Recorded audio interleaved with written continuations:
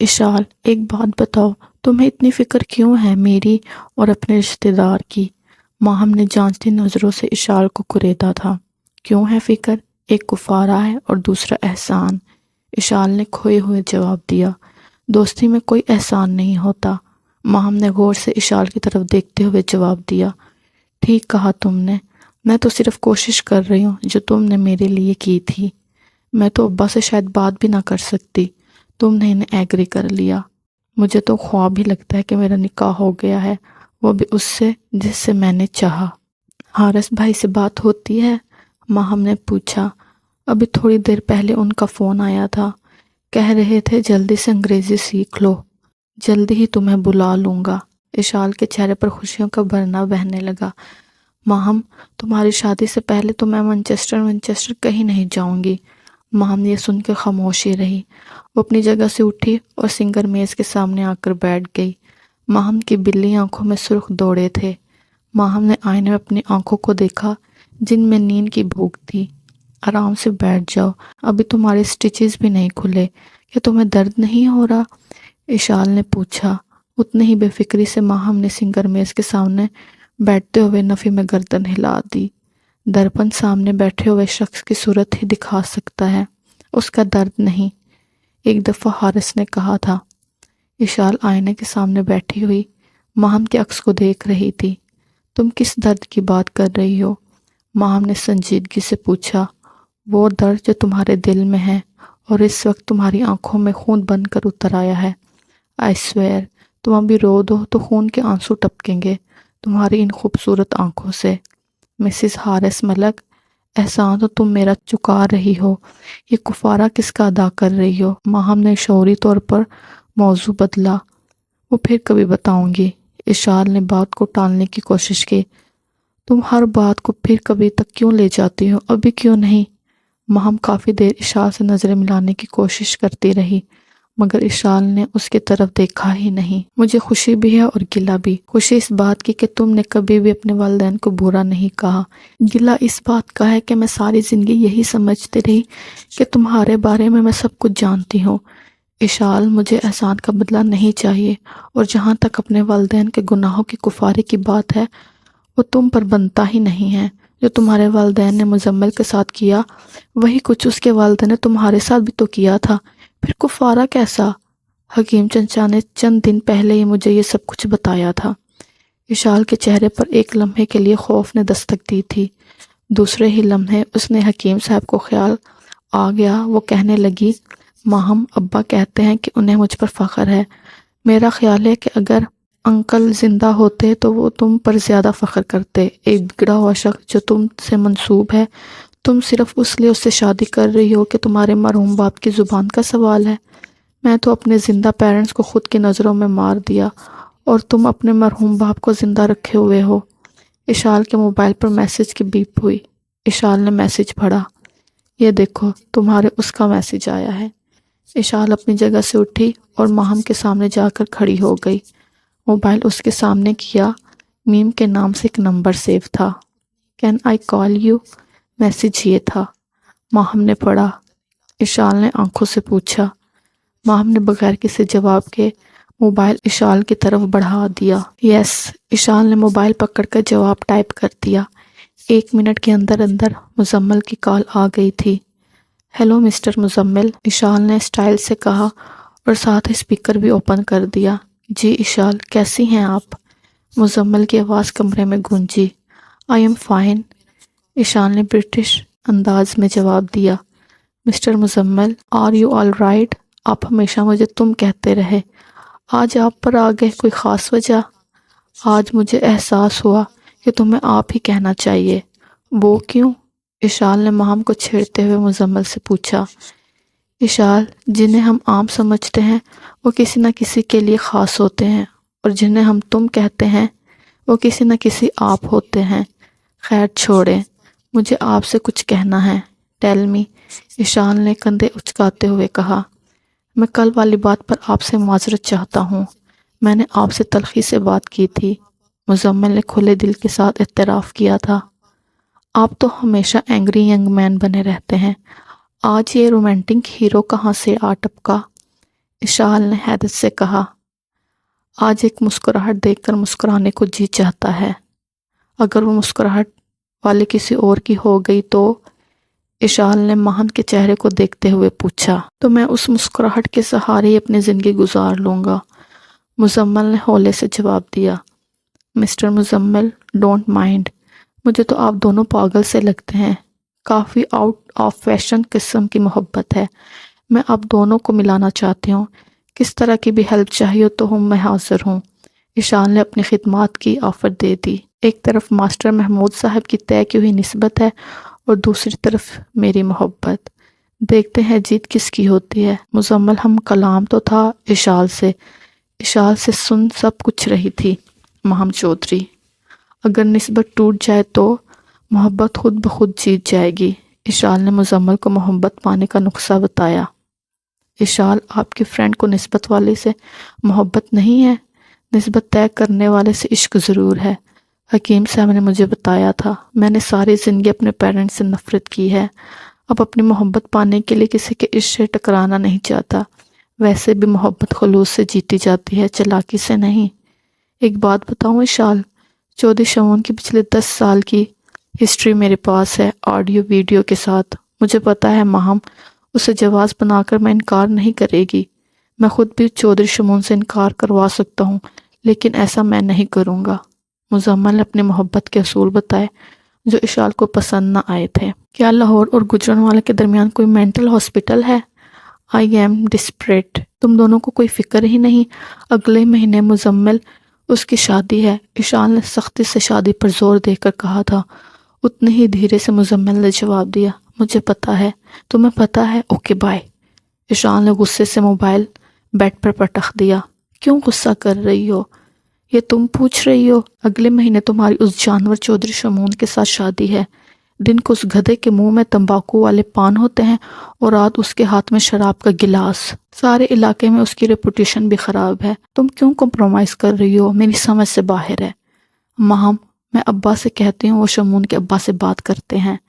اس بار اشال قدرے خفا تھی۔ دفع کرو شادی کو، تم یہ بتاؤ تم نے اس کا نمبر میم کے نام سے کیوں سیو کیا ہوا ہے؟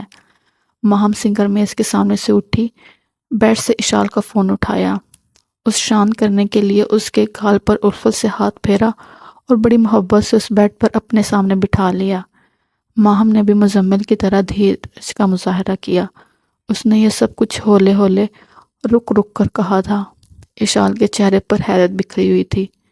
میں نے تم سے کچھ پوچھا ہے؟ ماہم نے اشال کو ہلا کر دوبارہ کہا۔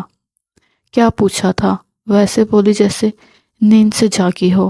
ان کا نام میم کے نام سے کیوں سیو کیا ہے؟ مجھے چائے پلواؤ، اشال نے سنی انسنی کر دی۔ ماہم نے مومنہ کو فون کیا، وہ تھوڑی دیر بعد چائے لے کر آ گئی۔ چائے پینے کے دوران ان دونوں میں مزید کوئی بات نہیں ہوئی۔ تم نے اپنے اسکول کا نام کیوں میم رکھا ہے؟ اشال نے بتانے کی بجائے الٹا پوچھ لیا۔ ابو جی کہا کرتے تھے ساری کائنات 2 میموں کے صدقے سے وجود میں آئی ہے، کہتے تھے میم سے شروع ہونے والا سفر میم سے ہو کر ہی اپنی منزل تک پہنچتا تھا۔ میم سے میم؟ میں سمجھی نہیں، اشال نے حیرانگی سے پوچھا۔ مکہ سے مدینہ، پھر مسجد سے منبر، محراب تک، مسلمان سے مومن کے مرتبہ اور مقام تک، مام کی ممتا سے مان تک، محرم سے محبت، پھر محبوب سے مختار تک، مکہ سے محمد صلی اللہ علیہ وسلم کی معراج تک، سب کچھ میم سے شروع ہو کر میم پر ختم ہوتا ہے۔ نگاہ عشق و مستی میں وہی اول ہے، وہی آخر، وہی قرآن ہے، وہی فرقان، وہی یاسین ہے، وہی طٰہٰ۔ اشال نے اپنی سانس روک لی جب ماہم بات کر رہی تھی۔ یہ سب کچھ انکل جی کہا کرتے تھے؟ اشال نے اشتیاق سے پوچھا۔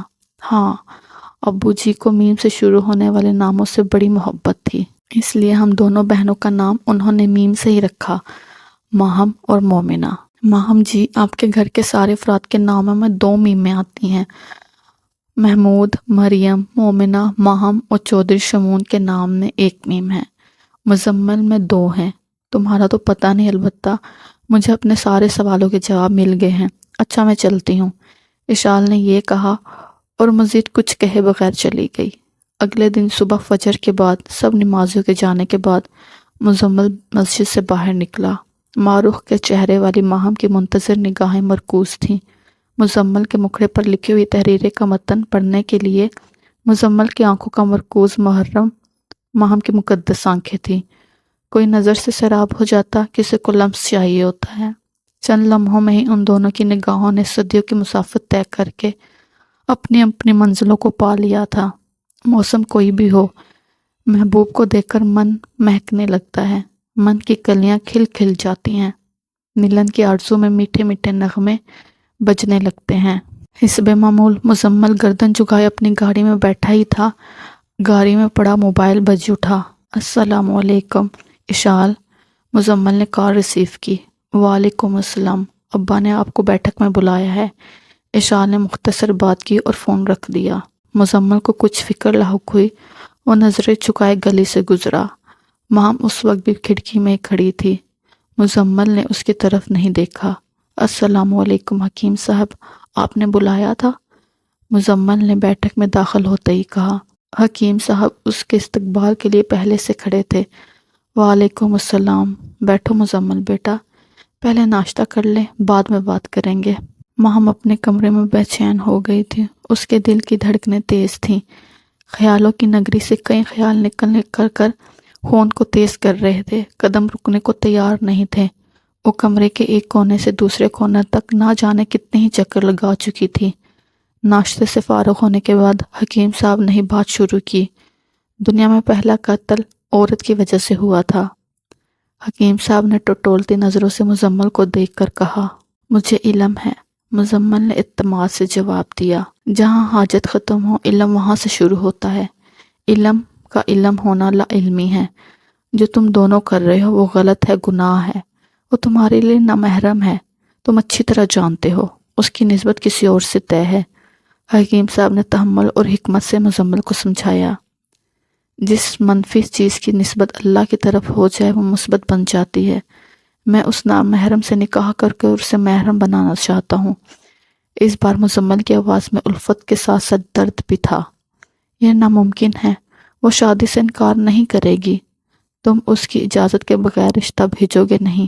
اس نے مجھے اپنے تایا سے بات کرنے سے منع کر دیا ہے، اور تم نے کہا ہی نہیں۔ مزمل بیٹا، دستک دینے سے دروازہ کھلتا ہے، دعاؤں مانگنے سے مرادیں ملتی ہیں۔